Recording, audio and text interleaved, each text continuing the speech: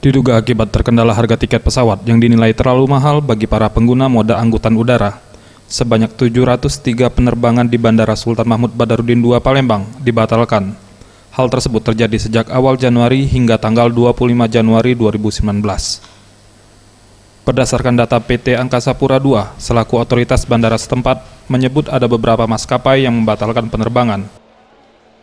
Seperti yang dilakukan pihak Garuda Indonesia Air, sebanyak 38% pembatalan keberangkatan, disusul dengan maskapai Lion Air Group sebanyak 22% dari 703 pembatalan penerbangan, dan puncaknya dalam sehari terjadi 27 pembatalan penerbangan.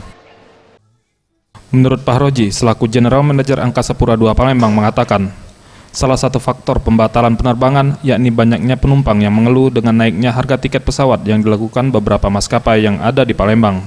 Hal ini juga membuktikan bahwa kebijakan maskapai sangat berdampak terhadap konsumen di dalam negeri.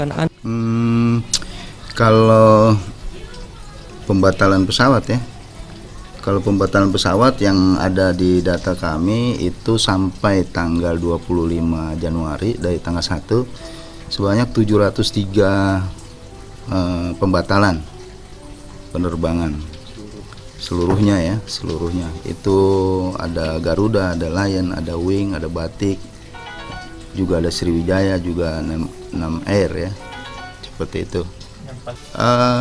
Kalau faktor mungkin juga yang selama ini